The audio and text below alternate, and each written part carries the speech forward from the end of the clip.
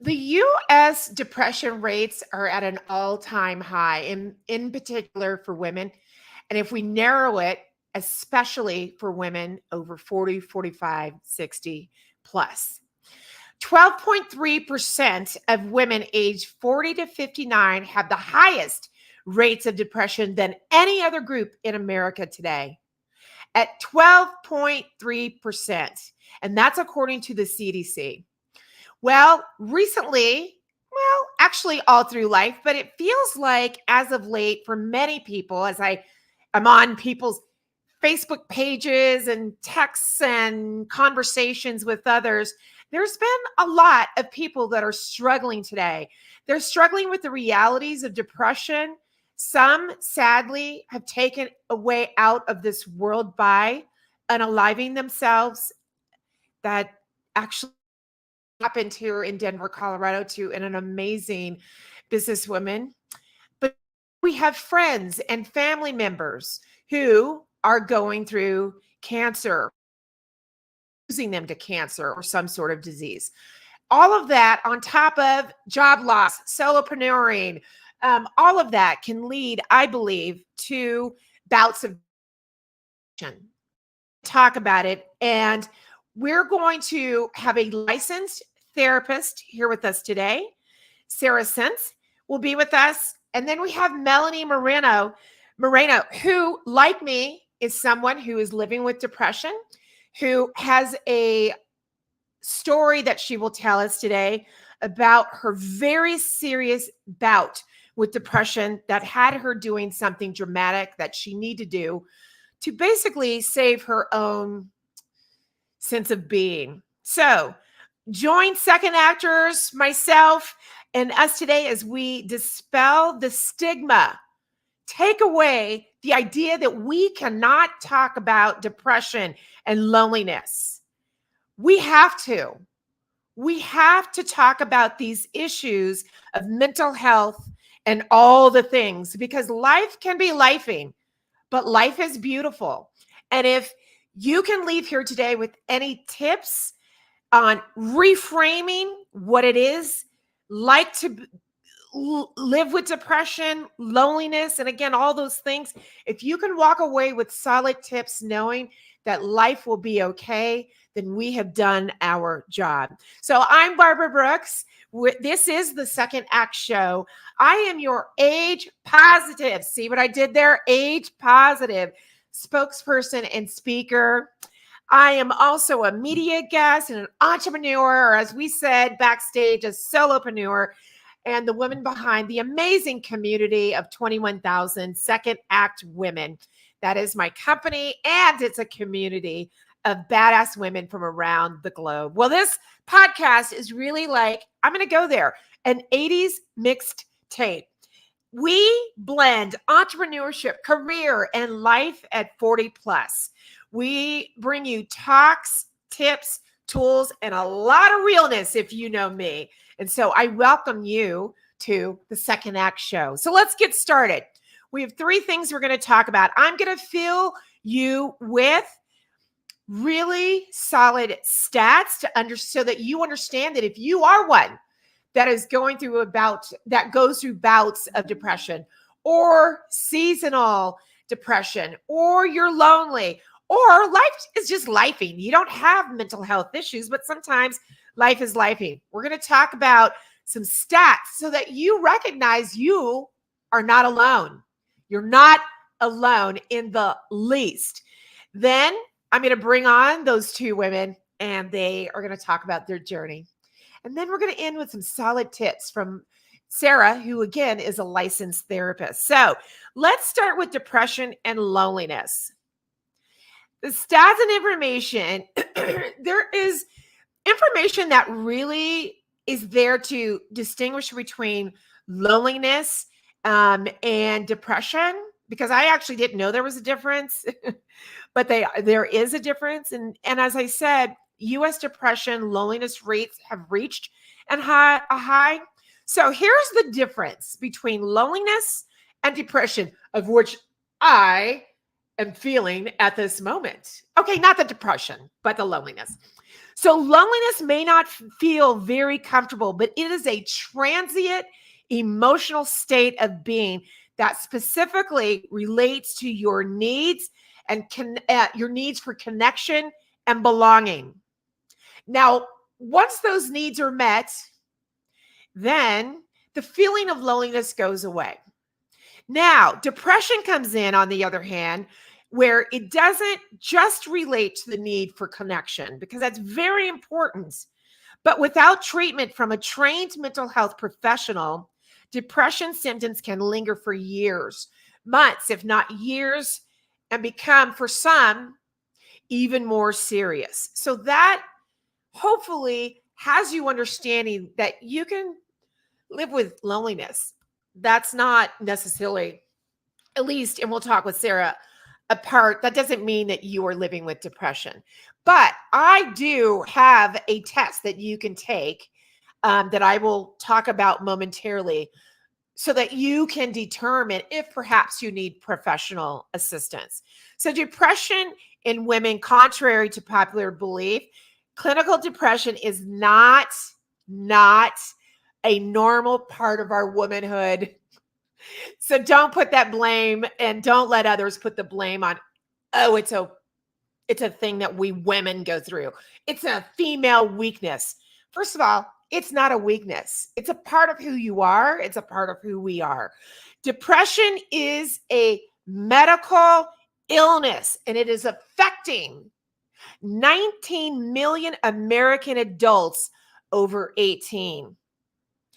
And I'm assuming it's probably been on the rise. Now, depression is treatable, and that's why I have Sarah with us today. It is completely treatable, and here is what the CDC and Gallup says. Over 1/3 of women, that's 37%, now report having been diagnosed with depression at some point in their lifetime, compared to only 21% of men. That is why we're having this discussion today. We are in the crossfire of mental health. Depression occurs most frequently between 25 to 44. I beg to differ, so I cannot wait to talk to Sarah, because I feel like more and more of my friends over 50 have expressed, and I'm wondering if this is just not reflecting women over 45 who are saying that they are living with depression.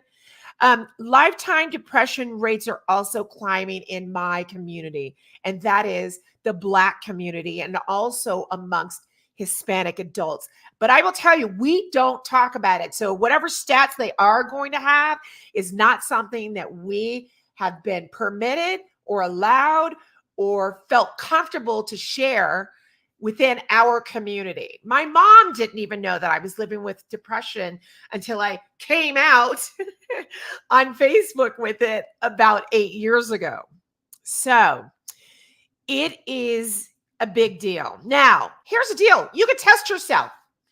Here is where you can test yourself, and I'll put it in the show notes. Yes, here it is. The Mental Health America has a test, and it looks like a very short test that you can take. Now, I highly recommend that at the end of this, and I'm sure this is what it's going to say, that you seek help if it is determined that there's a couple of things going on in your brain. Make sure you do that, because we today are taking the stigma out of what? Depression, right? Now, those are the stats when it comes to depression. And I hope that giving you those stats, again, that says that you are not alone. So let's bring on today's guests, Sarah and Melanie. So Sarah earned her bachelor's degree from my alma mater, CSU, woo, woo, go Rams, and has spent the first part of her career, though, as a residential real estate agent until the big crash in 2008. At that point, with 3 kids, and she's a single mom with 100% financial responsibility for her household. At 49, Sarah decided, I'm going to take back my narrative. And she went back to school and earned her master's degree and completely flipped it. And instead got her master's in counseling. She completely started over. And then we have Melanie, a former, hello, ladies. Melanie is a former principal who is exhausted by the day-to-day demands of the education system. She found herself yearning for a new path, but also a path where you can use your organizational skills and those other skill sets that you had earned while being a school principal. But then you too, like many of us that leave corporate America, embarked on your own entrepreneurial journey. So welcome, ladies, to the Second Act. Hi, thank you. I'm so excited to have you all here today to really talk about living with depression, talking about when things get even so dire. And Melanie, you're going to share your story that you need to take control of the narrative and not go about it by the way that some sadly have chosen to take their narrative in control. So Melanie, can you share your story? Yeah, sure. Yeah.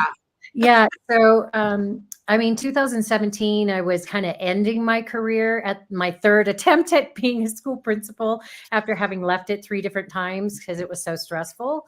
And at that point, I had lost a close friend that I cared for through her last year of life in 2015. And then in 2017, I was in another work environment that was incredibly toxic and just really a really unhealthy work environment. And at that time, I had lost another friend in 2017 in November to pancreatic cancer. And it was really fast and really sudden. And so between those 2 deaths and the work environment that I was in at that moment, I completely disintegrated, I guess would be the word. My brain dissolved. It felt like it just turned to mush. And it was literally overnight. I remember this feeling of I can't catch my breath. I was having panic attacks. And by the next morning, I was suicidal. I did have a plan. And I don't know. I speak about this because I understand to a degree when someone is to that depth of despair, if you will, or grief, that you're not thinking very clearly. And I know in that moment, I was not thinking clearly at all until something, I don't even know what it was, divine intervention, snapped me into back to reality. I went to my next door neighbor's house, who I was best friends with for years. And he looked at me and he had seen me the night before. He goes, "Oh my God, what's going on?" Like I just dissolved. And so at that point, he, laid me down on the couch and called my very best friend from childhood. She came over and took me to the hospital. And I did spend 5 days in a psychiatric hospital. I mean, not involuntary. It was voluntary at that point. Right. And they stabilized me using a variety of meds, pharmaceutical meds. And at that time, I saw the benefit of that. But then when I went to intensive outpatient for 3 months, I was in that because I literally had aphasia of my brain. I don't know what you call that, but aphasia, where I was stuttering. What does that mean? Like I stuttered and I couldn't word find. I couldn't remember simple words. I was like, what is going on? Like my brain just, Wow. And so I think years of stress and grief. And so anyway, at that point, they then pushed more meds on me. And anyone who knows me knows I'm not a big pharma user. So that was extremely uncomfortable for me at that moment, but I understood why. I got it. And so then after that 3 months in IOP, I told them I'd be med compliant and I went off of all the meds and I found something now that works for me really well. And I'm doing that. I've been doing it since 2017 and my mental health is, pretty good. I've gone through a lot since a pandemic and, another death of that neighbor friend I was just talking about that supported me. He just passed and that was extremely difficult. And so, but I'm managing. So I think at that time that was so necessary for me to get my mental health under control. It was in dire straits. What was that like when you came to the realization that you had hit that point where you had the suicidal ideation and it was Right. And then you know, involuntarily again, as you said, Yeah. what was that like? Just realizing that that was where you were at this time in life because you probably never had those feelings. No, it was extremely humbling, actually, if you can think about that piece, because showing that level of vulnerability is not easy. And Right. talking about it, as you know, and why we're on this show, is not easy because people see you as such a strength or a pillar of strength. And I know I was viewed that way as a leader of a building and, just on top of my game and all these things. But we as human beings are not meant to operate that way all the time with this fight or flight response continuous, and eventually it does a number on a person. So yeah, it was very humbling for me. Yeah, it had to be. And Sarah, what was your journey and why did you decide to go back, completely get out of your first degree and real estate? Well, we understand the real estate part. It was, done by then. But what made you, was there something that happened in your life that said, I want to go back to school for this so I can not only maybe help others, but me? Or what was your journey? Yes, all of those things. So leaving real estate was by, I had to, I financially had to. I did not want to. I loved real estate and I was very highly identified as a successful real estate agent. I supported my family and I loved it. It was great work. And then everything crashed outside of our control, literally at that time. Yeah. And I also became very depressed, not in a good way at all. And through effective therapy, I found my way out. Same thing with some medicine that was helpful at that time, right, to help stabilize. And I realized the importance of getting help for mental health and the ability to be vulnerable, like you spoke to, Melanie. And by the way, I'm sorry for your losses. You've been through a lot. So by way of that, and then my other thing was I was determined whatever I was going to do next was not going to be dependent on the economy anymore. I just swore by it. And that ended up to be a great decision. So anyway, so here I am 12 years into my career. I'm a private practice owner now. Yes, I completely pivoted, but it was through my own treatment and how helpful that was. And I used to say she saved my life, my therapist. That wasn't entirely true. She helped me save my own. I love that you just said that. Don't you Yes. love that? And Yes. and it was she that was so empowering. It's like she was there. She was supportive, no question. And I Yeah. wasn't on a good track on my own. But later she and I chatted about it and she said, really, Sarah, you saved your own life and you need to really take credit for that. And I share that to other people to say, first of all, no one's coming to save us. And though, secondly, there is a lot of support out there. And so when you team up with the right professional, you can find your way. And that's the thing is what I like about the two of you, and in a sense, I had hit rock bottom in my brain and decided to do something about it as well, is that you two, even before you were a therapist, though, decided to do something about it versus again Yes. the most drastic thing that you can do. You decided to take the shame out of it for yourself and say, you know what, I need help. And Yes. and that's hard to do regardless, especially you two being strong women. And then the stigma again that's placed on mental health.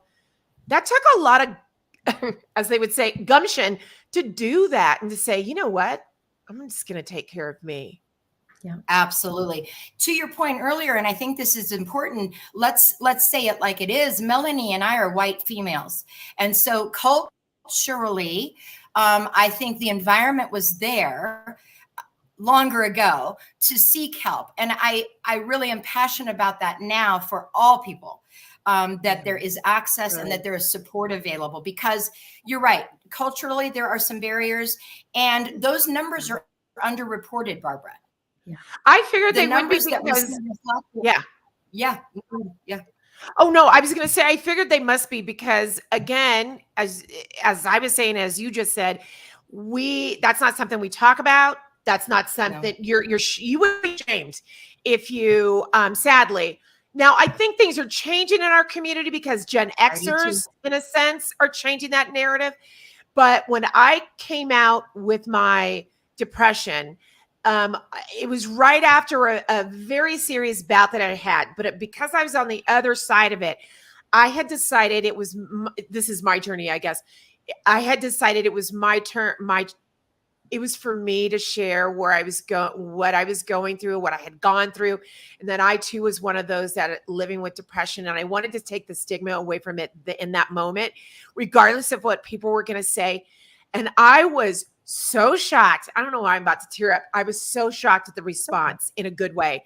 My Facebook feed blew up with people that probably like me, others who know me, would never guess that I was living with depression. I'm the smiley, happy-go-lucky friend that's hiding behind the sadness, you know? And so there were lawyers and, you know, and entrepreneurs and people, executive directors. There were people that for me, I felt like I found my people. I felt relieved that I had done it. Because for a minute there, I almost deleted it, but I decided to keep it up. And so so what had happened in that moment is I got 2 DMs from cousins out of Houston who said, I can't believe that you have it too. I think it's in our family because I never wanted to talk about it. Yeah. And here's my story. And it was just, it was eye-opening, but yeah, it's got to be underreported as well as with this culturally with Hispanics. I'm assuming my former sister-in-law, who I love, is Korean. I'm sure it's not a part of her culture. Yes. No, you're supposed to be strong, especially Black women. Supposed to be strong and handle it all. Well, women, if we want to talk women as a whole, we're supposed to handle it all. Yes. Yeah. And it's impossible, by the way. It's impossible. And it's okay that it's impossible, by the way. Yeah. It's okay that it's impossible. That's the point.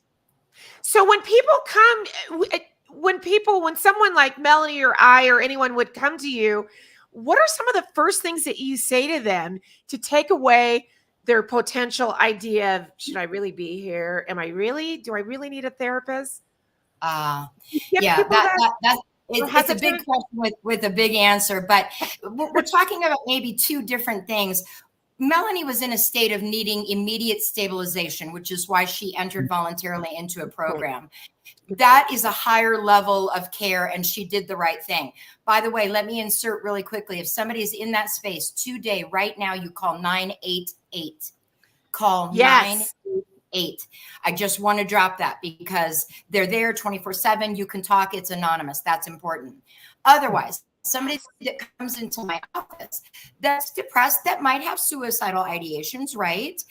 I tried to actually listen to what they're feeling. Of course, normalize it. Normal meaning it's common to have those feelings when you're depressed. It's not normal as far as general health, right? Right. But if you're depressed, you're going to be feeling that way. And then I start to parse out, what are the parts of depression? Melanie, I'm guessing for you, part of it was loss. Then there's sadness. For some people, it's betrayal. For some people, it's loneliness. And we can go on. And I start to parse that out. Yeah. On a more positive note, though, always we're looking for hope.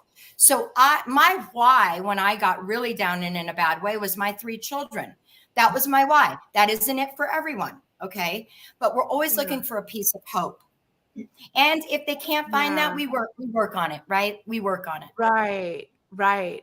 Melanie, at what point did you, after you were back home, what was your journey thereafter? After knowing that, wow, I'd gone that far, but I took care of myself. Yes. What was the journey after? So immediately my sister, she's 18 months younger than me. My family all lives in Minnesota, but she came out to help me because I literally couldn't even figure out how to get my bills paid, how to prioritize. I was just so overwhelmed with life in general. So she came and helped me with those pieces, helped me with the short-term disability paperwork and all the things I just couldn't function right then. Excellent. And then for me, it was a long journey, quite honestly, of gaining my confidence back and believing I can do these things. because I felt so defeated with work, with life. I was a single mother, working 70-hour weeks for years. The story. Yeah. So it took me a long time to get that confidence back. But for me, it was a massive radical decision. And this may sound so crazy to some people, but I owned my home for 22 years in Park Hill, and I had an ADU in the back that I rented. Right. But in order to maintain that lifestyle, I knew I had to make what I was making as a principal, and I couldn't walk through those doors one more day. So I quit the middle of the year after IOP. I said, that's it. I'm done. I am done with the plan. So I sold my house, and I used that money to get a year off of life and just to heal and do my healing. And I took it and I used it. And the money kind of went fast, but it's fine. I'm now building another successful business, but it's what had to happen in that moment. And I recognize that now. And you probably had no regrets. Some people can look back and have regrets, but you needed that. Listen, I know I have regrets all the time. When I sold my house, I'm like, oh. I mean, there is a little tinge of that now with the housing market, but I'll be fine. I'll be fine. Dang it, I should have held on a little longer. But what we missed saying about your story that compounded your, in a sense, misery. And Sarah, we had a conversation about this after Cocktails and Conversations a couple of weeks ago. I don't know if you were part of this conversation.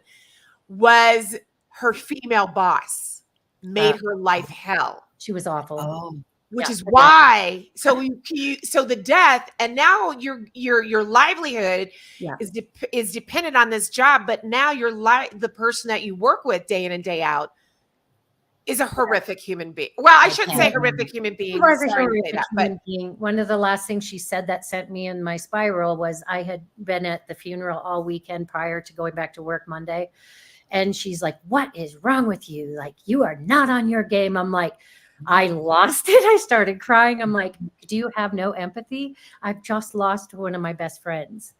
And I've been with her family all weekend. And I've been at the memorial. And so it was about 3 days after that I quit and all of this spiraled. So, So a part of that is, which is going to be a whole nother podcast, is sadly that we women, many of us have had female bosses that have done that have gone so far as to make our lives not happy on the job, which again is a whole nother, because I've had that circumstance, which has driven me to depressive states as well. But I didn't know that's what was happening, because I didn't know I had depression. I just thought I was crazy. Yes. Which I don't even know what crazy is, right? Right. Like it's so, and this woman at this particular job, and it's happened to me in 2 jobs, made my life. I would cry going into work to a friend, and then clean up because I didn't want her to know, because I'm walking in trying to be, me. But it's a sad state. And from there, whenever I've managed people, I always tried to be the opposite and be fair and kind. But also we have to be strong and all of that. But absolutely. So again, what would you say to people that that's what happens? Something has happened, betrayal has happened, or life has happened, or someone has done something to you. What do you do in those moments to kind of get your brain away from those bad thoughts and maybe starting to spiral? Are you asking me? Yes, I'm sorry. Yes, Sarah. Yeah, that they're Okay. Sure. I just want to make sure. Oh, yeah. We chatted about this earlier, that spiral effect. So you're right, Melanie. We don't even always know it's happening in the moment until sort of bam, we wake up and you were not feeling well at all, right? Mm-hmm. And though, if we can become more aware as we are spiraling, right? We've got the tried and true methods of, deep breathing and kind of calming ourselves down. But one thing that's easy that I like to recommend is journaling. But I'd like to discuss why, because I think that's another, just journal. And okay, just journal. What does that mean? To your point about the Facebook posts and things, that we, like a rage post or a rage text, I encourage journaling in the moment for a couple of reasons. Let's start getting it out. Mm-hmm. It does not need to make sense. And there is no audience, which at first is important while we're raging and unraveling. Okay. Oh, There is no audience. You post something, you text something, you cannot take it back. I don't care if you remove it 24 hours later, right? Yeah. But a journal exercise allows for that verbal vomit, pardon me, but like to really, get rid of all that with no audience, including yourself. You do not have to read what you have written. Oh, you know what's interesting? Yeah, go ahead. Sorry. We could do a whole podcast on journaling, but Yeah. I didn't want to just throw it out, like just sit down and write. I want to discuss why and how it's important and valuable. Yeah. So I like that you. It's the only time you will write and there is no audience. We always write and there's a editor, a professor, somebody's reading an article, whatever, a book, whatever. There's always an audience, except for in journaling, and it keeps it private, not secret. This is really important. Also, we can have private thoughts that are not secret. Secrets are filled with shame. Privacy is a choice about who we share information with. Mm-hmm. And journaling can be private or not. Yeah. But we begin with that. I like that you just said that, because a therapist that I was seeing did say that I should journal, but I have to say she did not say it. She did not give the background, I think it's important. The finger quote origin story as to why we need to journal. So I never did. I would do it, but then well, because I have ADHD, I'd forget to. It didn't create. I didn't create a habit of it so that I can put it as part of my routine. But that makes sense. I like that you said there's an audience, because what happens is, when you get, we were talking, as we said, when you get a rage text from someone, immediately you want to respond.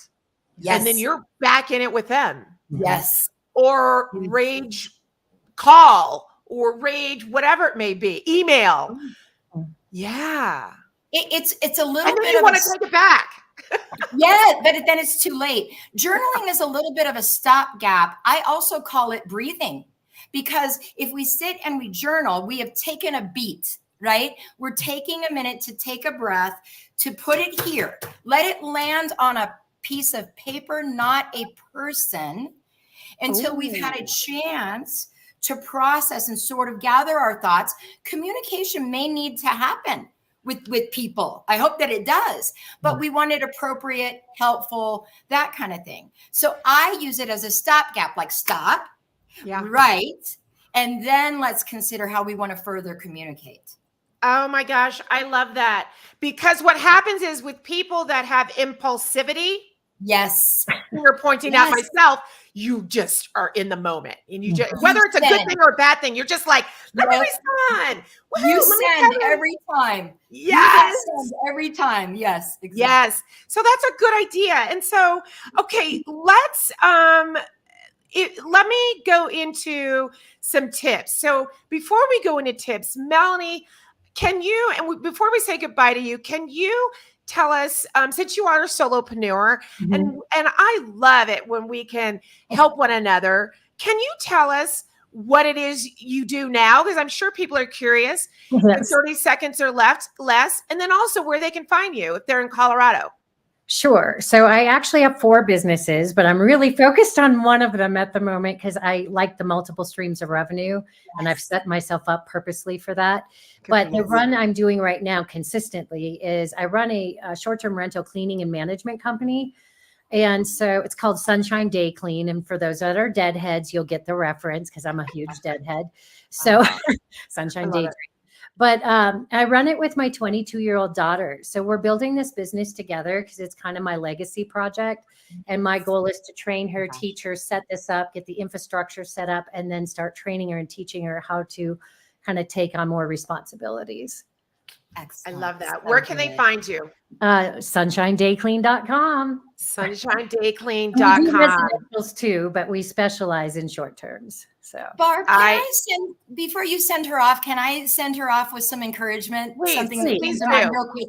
real quickly, because we're here to encourage each other. And I hope this is helpful for others. Melanie, I know you took that big financial risk, sold your house, took the equity, took a year off. And I see you cringe a little bit over that now, right? And I get it. But here's my word of encouragement. I feel you really needed to do that to get your health back. You can't earn $1 without it. So you took that year, you got your health back, you go get your more money now. It's okay, but we can't do it without our health.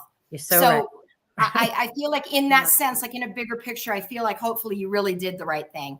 I did. Okay. I mean, sometimes I cringe, but I know ultimately it was the right decision. I understand. Yeah. I think we all cringe when we think, the woulda, shoulda, couldas, but we got to stop shooting on ourselves, as they say. And you're healthy and you're with us and you're a part of the community and you're an amazing human being. So I want to say thank you, Melanie, and enjoy the rest of your day. I will. I'm up in Black Hawk babysitting some kitties. So I'm just going to go by the creek today. Maybe do some journaling. I don't know. See, try it. I love it. Have a good day. Gosh, I love it. Great advice. And what we're going to do now is we're going to leave people with a few tips. And so that's why I have you staying on, is because you're the therapist. And we're always given these top 3 things to do when you're going through something in your life or whatever it may be, loneliness, depression, whatever it may be. And so they always say, of course, exercise, avoid substances, get enough sleep. Hello. Of course we know that. Expose yourself to sunlight. Yes. I even have a lamp actually that my friend Lee Dyer gave me, one of those light lamps, I forgot what for exposure. I forget what they are too, but I know what you're talking about. Yeah. It's great. I turn it on probably a couple times a week. But also they say stay connected. Now, of course, that stay connected. What can you say to staying connected, expressing yourself, and then your bonus that you have of making a contribution? So what can you say to some of those things that we know, but can you speak to those really briefly? Yeah, certainly. So those are so important, right? A way to express ourselves. Some people are not extroverted. They're not verbally communicative. Now I'm going to go back to the writing piece, but because we can write to express ourselves, and that is different than journaling. But expression is also potentially through art, creating art, right? Expressing ourselves is maybe through growing plants. Expressing ourselves. I mean, there's so many different ways. Okay. Yeah. I think the point is having a voice. And that's a lot of what I work on with my therapy patients and coaching clients, is having that voice, right? Yeah. Second, I know we're a little short on time. Second was, the staying connected piece. Yeah. Especially coming out of the pandemic. Oh my goodness, was that a doozy? Woo. Oh my goodness, right? Yeah. And so now I see a hybrid of life going on. We're going to participate in our virtual happy hour, right? And we're going to connect with people across the country, which is amazing. We would have never done that without the pandemic. So talk about silver linings. But making an effort to get out, socializing, engaging in activities that you enjoy. We chatted about that over the weekend, just hanging out and being out. How great was that? It was great. It was so great. And then my third thing, though, that I would add to this whole list is making a contribution in some way. So the typical way we make a contribution is we go to work and we contribute and we get a paycheck, right? But I'm thinking also of like volunteer opportunities. Yeah, that's as good. A way to connect and contribute. Yes. So you're doing you're killing 2 birds with 1 stone. I think so. And you're expressing yourself. And you could be expressing yourself depending on what organization you choose to volunteer for. Especially if you're passionate about it.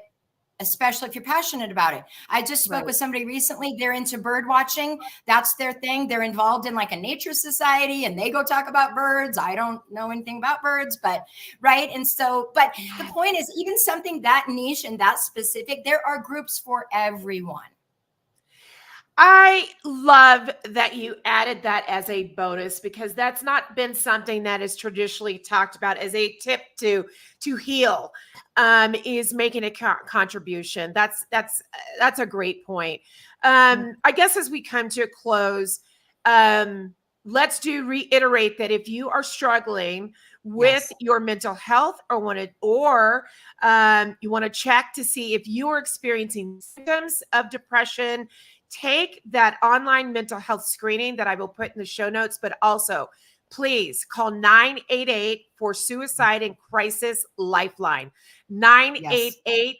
Excellent. No one knows who you are, and Yep. do it. If you Yes. feel the shame, which you shouldn't, to Right. tell someone. But then also, Sarah, can we end with how important it is to check in on those people who are Oh, your quietest friends and your most vocal friends? yes, that is so true. Check on the happy people first. You've Right. probably already been checking on the sad ones, and there's no reason to stop that, right? But check on the happy ones. Barb, you were the face of depression, the little mask, like on the commercial, walking around like everything's okay, everything's not okay, Everything's not and okay. just checking. And to Melanie's point, when her boss said, "What's wrong with you?" There's different language around that, right? Instead of "You seem a little off," or "I'm checking in with you," everything okay? It's not what's wrong with you, right? Yeah. We can use Yeah. certain soft, loving language around that. Yes, yes. It's all about the verb. It's the language, as you said, and the delivery as well.